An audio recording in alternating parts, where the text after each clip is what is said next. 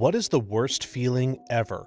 Story 1. That gut-wrenching feeling you get when you realize you messed up something very badly and you can't fix it anymore. To add to this, screwing up a relationship and being left with the feeling of loneliness and there's nothing you can do to fix it. The loneliness on top of having messed up is indescribable. Feeling this so much recently. Soulmate lost. The guilt was horrible. Couldn't escape the pain for weeks. Never been one to self-harm, but I got close. Edit. This blew up. Just wanted to say to anyone that is struggling, I felt like I was in an inescapable hell that would just punish me anytime I had any reminder of the relationship.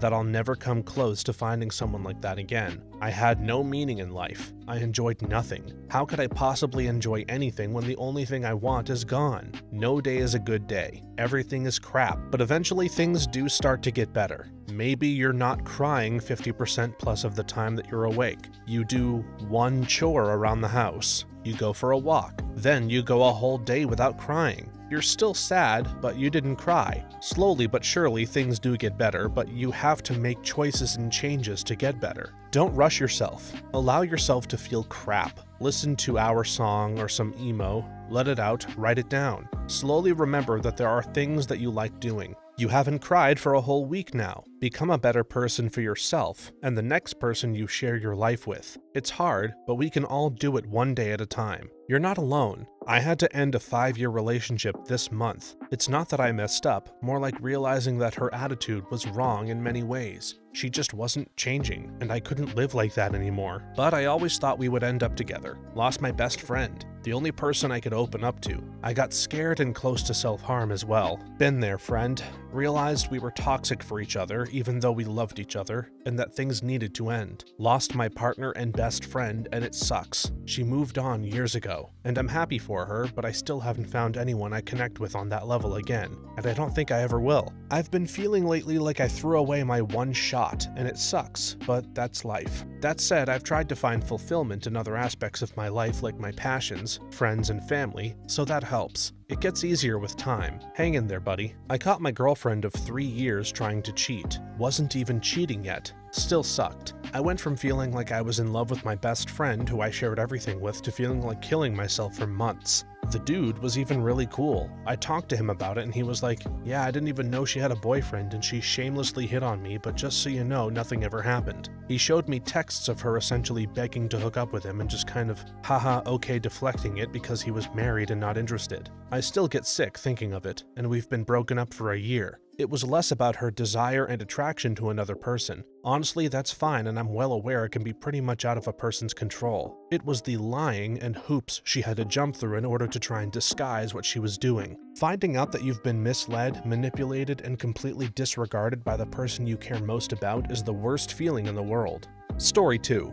The feeling of total helplessness while watching a loved one die. I felt this in the pit of my stomach for the last 2 years of her life. I had to watch helplessly as my wife faded. It came to an end when she was in the ICU in a coma. There was no chance of any quality of life, and I had to make the dreaded decision to take her off of life support. It was the worst day of my life, losing my best friend, soulmate, and my wife all at once. The only comfort I get out of it is knowing that she's not in pain anymore, and that she is with her brother again. My husband had a heart attack at home. When I found him, he was gray, sweating, had fixed pupils, and agonal breathing. He was transported to a small hospital near our home before being transferred to a larger hospital. He had been without oxygen for too long. Had he even survived, he would have been vegetative. I'll never forget the look on the ER doctor's face before I left to drive to the big hospital. Our son was there too, and then the cardiac team at the big hospital. Everyone looked so grim. They called in the chaplain and told me I needed to make the call to stop resuscitation measures. He had no brain activity and coded several times. There was no chance. As he began to code again, I told them to stop. It was immediate. They rushed me to the head of his bed, and I held his hand as he quietly passed. He never woke up, never made a sound. Last year on Thanksgiving, I was your son. I don't know you or your son's age, but I was 28 when my father died. I was standing next to my mom when she had to make that same call to stop resuscitation. A year out now, and I have never had more love and respect for my mom than seeing her process through the grieving and paving her way to a new sense of normal. I hope you remember that it's alright to not be alright sometimes. I'm sorry for your loss, and I hope you find, or have found, peace. My boyfriend was 14 going on 15 when his mom died from breast cancer. He told me that the last time he saw her, she was in the hospital and couldn't even speak. All he could do was hold her hand and pray for some sort of miracle that she'd pull through. He said he'd scream at the doctors and nurses, demanding that they do their job to make her better, but it was too little too late. The cancer had spread all over and she was given not long to live, but she lasted 2 years. He told me when he found out she passed away, he was a wreck and tried to hold everything in.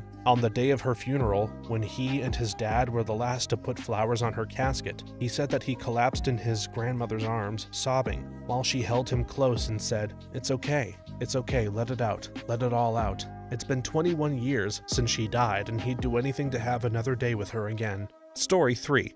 That feeling that you get right after losing a person or pet that you loved so dearly. It's such a hopeless feeling, like you're reaching out and crying for someone who just minutes before was there. That's the worst feeling ever. The feeling before losing a pet sucks too. My family had to put down the dog we had for like 12-ish years a few months ago. Sitting with him right outside the clinic as we waited for more family members was awful. He was still very mentally strong, but his body was giving up on him and we knew his life was miserable. He had no idea why we were there though. To him, he was just in a weird place, surrounded by his friends, eating a hamburger and ice cream. But to us, we were about to lose a part of our family. I lost my father when I was 11. I'm 22 now, and I still remember that sharp but numbing, life-shattering feeling I felt when my mom told me that he died. Crystal clear, as if it was just a minute ago. It came out of a sudden, completely unexpected. When she told me, I was instantly in shock and only responded with, okay, that sucks, in the most emotionless way possible, as if I didn't give a crap and refused to believe what I just learned. A minute later, reality came down on me like the unrelentless force it is. That feeling freaking sucked, and it's stuck with me ever since. Recently, I lost my grandmother to cancer. It wasn't as bad as losing my dad, but it still messed me up for a couple of days, which was way worse, was seeing how it utterly destroyed my mother. I didn't have the greatest bond with her and hadn't seen her in 2 years prior to her death, as I couldn't pull my ass over to here because I couldn't endure to see my disabled grandfather. I rarely regretted something so much in my life and had an unimaginable guilt for weeks after it. Life's a bee and doesn't give a crap. Spend as much time with your loved ones as possible and make sure they always know deep in their heart that you really love them. I made the mistake of not doing that twice and can never make up for it. Lost my dog a few months ago. Kinda feels like when you're sitting on a sofa and can't quite get comfy. You try this position, nope, that aches your back. This position, nope, the same. It's like that with grief for me. No matter what I thought about, I could not get my brain in a comfortable position. Every second was pain. I just couldn't get away from it. It was actually worse when a few weeks ago, me and my girlfriend broke up for about a week. Back together now. I never thought such pain was possible. I could have screamed because it just didn't stop for a whole week. Makes me shudder to think of it. Story 4. Doom. That diagnosis. That moment when failure is inevitable. The impending breakup. My dad was in a coma for a little over a week before we lost him, and we knew we would be losing him. That's doom, and it's the prelude to grief. I hope none of you experience doom. It's like having all of your agency for change stripped away. It's a true sense of powerlessness, and it's traumatizing. I feel this to some extent around my grandfather's dementia diagnosis. It's not a matter of if anymore, it's a matter of when, and watching him slowly fade away and break apart, the helpless feeling you have as something happens that you can't stop is horrific and truly heartbreaking. My wife and I lost a baby last year after a terminal diagnosis at the fetal health scan. We opted to not immediately terminate and wait for the inevitable miscarriage. Those were not fun weeks, whatsoever. Just waiting for the other shoe to drop. Everything went well once it finally did, thankfully. However, at the same time, we also found out that our dog had cancer. For a while, we were hoping that he would make it, and it looked good, but the pit kept growing in my stomach. As the weeks went on and his response to meds stagnated and then finally went the other way, the doom feeling got worse. The final week of his life was the worst feeling because we didn't decide to put him down until about 48 hours after it happened, but we could tell about a week out that we weren't far from the end. After all that happened, there was like a grief hangover. I was so tired of crying and being sad and anxious and pissed off all at once, but a weight was lifted since the doom feeling was gone. Yup, watched the kidney disease and HBP take my mom slowly. She had 2 strokes and towards the end needed a lot of help. Worst part, my wife and I are the only ones in the family who are willing to help and move down. One day we woke up and were making my son breakfast and we were like, wow, mom slept in pretty late, 8:30 a.m. for her. Sure enough, we went to check on her and she was gone. The whites of her eyes were pure black, and I'll never forget it. She was 47 and I'm 25, to put into perspective how messed up this situation was. Then, no one can understand why I'm depressed now. I still remember them covering her in plastic to load her into the Undertaker's vehicle. I almost scolded them and said, "Hey, she can't breathe under there." Then I realized, sorry for your loss, I completely understand the empty feeling it leaves you with. Story 5. When someone betrays your trust when you need them the most. When the person you would normally go to for advice and comfort is the one hurting you, and you simultaneously hate them and wish that they were there to comfort you over it. For me, they became almost literally two different people in my mind. It was like the person I'd spent the last 9 years with had been killed off and replaced by some evil doppelganger. I hated the person who was doing these things to me, and I wanted more than anything else to be able to go to my soulmate and talk about it. Yeah, this one was rough. I just lost my job and was depressed beyond anything I'd ever experienced. Barely wanted to shower or get out of bed. My wife decided that it was a good time to accuse me of cheating, tell me I wasn't doing enough for her, physically beat me, kick me out of our home because she got arrested for beating me, and try to take my children from me. In the end, she was the one cheating, had been hiding it for 8 years. My ex-wife filed for divorce while I was in the hospital. I've healed okay physically, but I still have nightmares almost every night. Lots of times it's the people I love and trust the most betraying or actually torturing me, and I wake up and remember I'm still in the nightmare. I knew the lies were lies much longer than I admitted it. Now I feel stupid on top of everything else. Therapy is helping, but it's slow, and I still have to have contact regarding my son, so every time she lies again to me, it all comes back in full force. It's heartbreaking and hard to see a way out, but I'm learning to move on a little bit at a time. I knew my girl was talking/meeting up with a dude right before we broke up. I was so upset, but the relationship wasn't going anywhere, so I figured, hey, at least she won't be my problem anymore. Come to figure out, the person I loved most, my brother, figurative, my best friend, was the one she was sneaking around with. Then it all started to make sense. The flirting, the cuddling, the time they spent alone. Never have I ever felt so sad. I was angry for sure, but I was just so sad that this man I had trusted so much, one that I would legit take a bullet for, would do this to me. There are no words that can accurately describe the loss I felt. I was going through one of the hardest moments in my life, and the only thing keeping me sane was a friend. Then he moved into his parents' house instead of the townhouse he was supposed to, because it fell through last minute. His parents didn't have internet. He didn't believe in owning a cell phone because he was disabled on disability, and thus always within reach of the internet and a landline before this. He vanished off the face of the earth and didn't answer my messages or reach out for years. Didn't bother trying to reach out and let me know what happened. I plummeted off the deep end, nearly committed suicide, developed severe abandonment issues. Like, I know it's not his fault that I took it that hard, but when he came back into my life recently trying to be all buddy-buddy with me, I wasn't having it. Barely any engagement. I'm always busy when he wants to hang out. I give him about the bare minimum required in response to his messages. I've moved on. Story 6.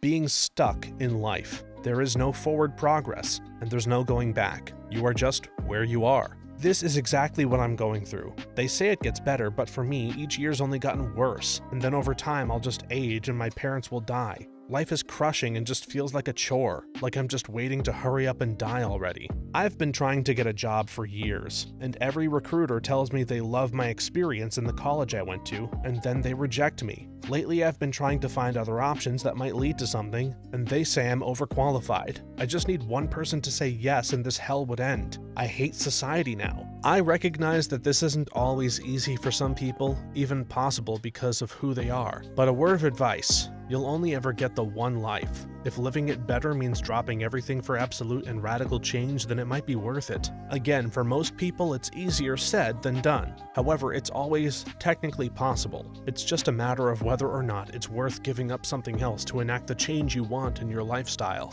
A friend of mine is basically here. He has a decent paying remote job, but he's stuck in a cycle of settling up somewhere and building a routine. Then something happens or he gets existential and he immediately gives up. He abandons his setup and goes abroad somewhere for ages. There's nothing wrong with travel inherently, it's great, but he does it to run away when crap gets difficult, and it's been years now that I've known him. He's smart, but just needs to pick a lane in life. Story 7. The regret you feel 1 second after saying something really hurtful to someone. Back when Laurel/Yanny was a big thing, I was sitting with some random people at a party and they brought it up as an icebreaker of sorts, if I recall correctly. They play the audio. It is very obviously one of those. I don't recall which, lol, but this one person said it was the other option, and I aggressively called them a liar to their face. And to this day I feel bad about being a jerk about that. I'm fun at parties. I said something snide and nasty to a fellow teacher 11 years ago because I was having a terrible day, and he had just succeeded in raising his students' test scores where I had failed. He was proud and just wanted to share his success. I don't even remember the exact words, just that I was cruel and deliberately stole his joy. I regretted it immediately, and still feel awful to this day. I also never got a chance to apologize because it was the last day of the semester, and he didn't come back the next year. I'm no longer a teacher, thank God. Story 8.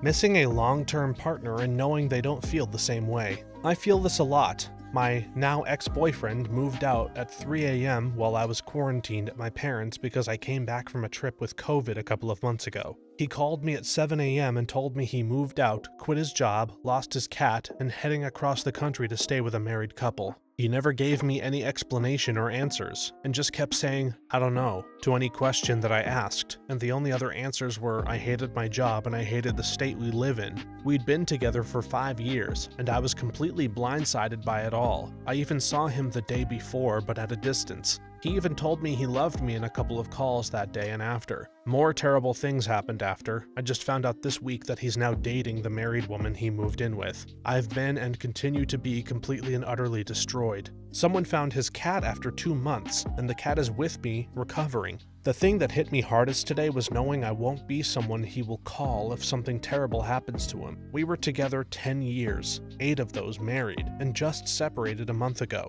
I feel like I take steps forward and then things like this creep back in. Do you want to send a meme, talk about our days together, watch a movie, or go to dinner? None of that will ever happen again. Therapy is helping me regain some confidence, I guess, but knowing the person I want with my whole being doesn't want me back shatters it. Also, knowing he has already moved on is slowly killing me. I find it even worse when you break up and they can find a partner rapidly, but you are left squandering your feelings and thoughts for X amount of time. I've been broken up for over 2 years and I still miss her every single day for some reason. She was quite horrid towards me, and I like to think that she's someone else's problem now, but I loved and liked this woman since we were about 10. She has had 3 boyfriends since we broke up. We spent 8 years together. Sometimes I think about monogamy being stupid, but I simply can't get away from my ex, and I will always sincerely love her regardless of how sour things may have been. She actually told everyone in my area something so terrible that it completely destroyed my social life, and it created a rumor that had people in my closest friend group stop talking to me forever, as well as being pretty close to an alcoholic too. The golden head of hair led next to me first thing in the morning. My best friend, my companion, and most of all, what I would consider my one and only, has just gone from my life, and I really cannot recover to the same capacity as she. Sorry for ranting, but these are sort of internal thoughts I run through a lot. Much love, and if you need to talk about missing that person, I'm here. Story 9. Anhedonia. When doing something you used to enjoy no longer invokes the feelings they once did. Everything I used to enjoy no longer does anything for me. You could chalk this up to depression, but this is a specific feeling that makes me feel empty inside because everything that used to make me smile feels like a chore now. I have ADHD, so I go through this fairly regularly. It's a cycle of hyperfixation, holding on as long as possible, then trying to convince myself I still enjoy doing something until I can't anymore. Eventually, I have to just accept that I won't enjoy that thing again, even if I've spent the past months obsessing over it. Eventually, a new fixation develops to take its place and the cycle continues. Yeah, this is so relatable. For almost everyone in the ADHD community, the hyperfixation feels great, but I can't trust myself anymore. I can't trust that I'll hold on to something because of all the passions I've had that faded away. It's really scary and unpredictable for me. Right now, I'm into character design, and I'd like to believe that this is what I'll settle for and keep grinding to make it my career in the future, but still, I can't fully trust myself. This, I can totally relate. I actually have depression and every day is a chore, and nothing brings me joy anymore. I used to love working out, drawing, learning, dancing, and taking care of myself. Now I can barely brush my teeth. I feel alone. I sometimes hate myself so much I just want to disappear. I am severely depressed and cannot find enjoyment in anything right now. I sit at my desk looking to play games, but all I can think of is, meh, I want to enjoy this, but I really can't. And it's probably because I play the same game over and over again instead of other things that I actually enjoy playing and losing my head in immersion. But most of the time I just feel utter poop when I'm trying to play something. Similar experiences with the gym when I've tried to return over the years. I've gone from being able to squat and deadlift 180 kilograms and bench 120 kilograms in my life to not attending the gym full stop due to no real reason. Story 10. When I was at work, my wife called me to tell me they lost my son and called 911. I work 90 minutes away from home. My son is fine and safe. He was hiding in the house, but I've never felt so bad in my life. I was in a department store with my then 8-year-old son. 1 minute he was there, and then he was gone. For about 2 minutes I felt absolute fear as I searched the store frantically. The little squirt was hiding in a clothing rack. My kid got taken to the NICU at 1 day old. Everything was fine, but then she stopped eating. I ended up ugly crying on the hallway floor for about 10 minutes while people having the happiest day of their lives walked around me. Got my crap together, went back in to support my wife, then broke down with her. When something happens to your kid, or you think something happened to your kid, that'll mess you up. My daughter's fine. After 2 surgeries and a month in the NICU, we got to take her home. Now she's 5 and doing awesome. When my oldest daughter was around 5 or 6, I knocked on the bathroom door to see if she was okay. I called out to her and got no answer. I threw the door open and saw her floating on her stomach in the tub. I grabbed her arm and yanked her out of the tub. Her eyes flew open, and I was yelling, "Are you okay?" I scared the crap out of her because she was just holding her breath and floating in the water and having fun. I cried for several minutes with relief. I was never so sick with fear in my life. When I was about 13, my mom would often task me with watching my 9-month-old sister when she played in the tub. In case something happened, I'd just sit there and read a book. Nothing ever happened, but I had repetitive nightmares about leaving, forgetting about them for a bit, and then coming back to see exactly what you described, except actually dead. Probably the worst nightmare I've ever had, and that's something. My mom told me a story from when I was a toddler. My dad was at work and got a call from the babysitter that I had been hit by a truck and that he needed to go to the hospital ASAP. He probably broke several traffic laws on the way there, but arrived at the ER to find that I was getting 3 stitches above my right eye. One of the other kids picked up a Tonka dump truck, made of metal back then, and turned around too quickly while I was near him and caught a corner of the dump truck with my head. He was, understandably, incredibly frustrated with the lack of clarification on the phone, yet super relieved when I wasn't turned into road pizza.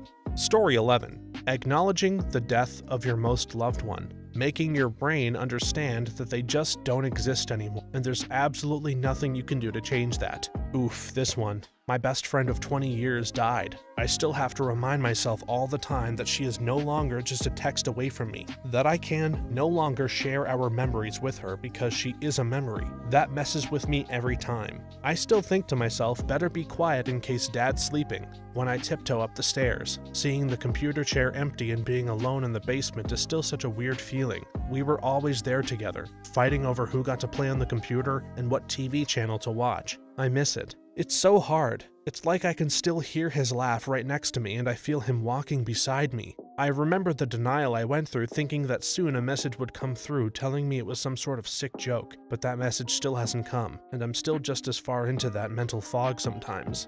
Story 12. Someone not loving you back the way you did. My partner was growing more distant over a few months, and one day I was looking at couples activities in my city because I wanted to get back to a good spot so I could propose. While I was looking, she came into the room and asked if she could talk to me, and broke up with me. On the other hand, it also sucks being on the other end of this, wishing so badly with your whole being that you could feel the same way and be what that person wants you to be, but you just can't. And so you have to be the villain in someone's life despite all the best intentions. It makes it worse that it's a position for which people find it hard to be empathetic, so there's no solace to seek. You just have to feel like crap about yourself for something you can't control. This is accurate to what I wanted to say. Caring for your elderly parents even though they don't appreciate a single thing you do for them. They criticize you for everything you say and every decision you make and harass you when you try to live a good life for yourself, despite their insistence that they want you to be happy. In reality, they don't want you to be happy because they're not happy. I love my parents. They have done a lot for me in my life, but they're not good people.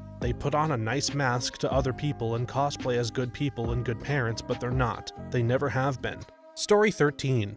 Being cheated on in a serious relationship. It's so much more than betrayal. It cuts you deep and has you wondering what's wrong with you. And then every relationship you ever have after is different because you've been changed. And trusting is never the same. I went to my spouse's email to retrieve a document. I don't remember what the document was, but we shared our emails. While I was in there, I found nude pictures and saucy emails not involving me. I saw that they were doing things with others they didn't even do with me. I was completely and utterly taken by surprise. I had no suspicions. We weren't doing well, but I would never have guessed that they would cheat. They still don't seem like the type, even in retrospect, but that feeling, the stomach and heart-sinking feeling, I don't wish that on my worst enemies. It was worse than kidney stones, worse than the worst gastrointestinal pain or bone break I've ever experienced. I've never had a child, so I can't compare, but I'd bet it was worse than that. Maybe cluster headaches or worse. I will never forget that feeling. This is what immediately came to mind for me. The gut-wrenching anxiety I felt when I knew he was with her was the worst thing I have ever felt in my life. I don't know how I've ever made it through those days of wanting to die so intensely. It changed me so fundamentally that I basically can't feel anything for anyone anymore. I hope that will change at some point, but it's been 10 years and it hasn't yet. Story 14. When you realize the relationship is over and you can't take it anymore, but ending things seems impossible when you've been together for so long and had so many memories. I'm going through this right now and it is making me ill every day. It is even worse because sometimes things are amazing between us because we keep putting off what we should do, even though we should just do it. I went through this exact same thing. I remember feeling the same way. I ended up moving across the country to end things for good because it would have been too painful to be coexisting in the same city after breaking up. We went to college together and knew many of the same people. The highs and lows are addicting because the high points and the good times make you stay and accept the toxicity. Story 15. The realization that no one actually cares about you. Actions speak louder than words. When everyone's actions are screaming "we don't care" at you, it's really hard, especially when it's people that you thought would always have your back, no matter what. It hurts worst when it's family. Even though I know mine is toxic, it still hurts me and makes my grief over what normal people my age have, and I don't. Normal relationship with my parents and help from my family. Because some folks never even have family, I broaden it to just say not having a support system and/or unconditional love. The lack of these can feel like a giant black hole raging away inside. To both of you, I'd say that I care about you. Just a few little sentences about your pain and here I am caring about you. So remember that all it takes to feel cared about is reaching out somewhere in a place you know there are nice folks. Therapy, church, hobby groups, sports teams, places where people gather to share love of something in common, lead to love for each other. I'm sorry you're feeling this stuff. It's incredibly hard. It's also making you incredibly strong. Use that strength to find your people. Find your special someone who will become the family you create. Sending love and care. Thanks for watching until the end. If you have a similar story to these that you would like to share with us, please leave it in the comments below. If you enjoyed this video, please leave us a like and subscribe. For more videos like this one right now, please stop by our channel. Thanks again, and see you next time.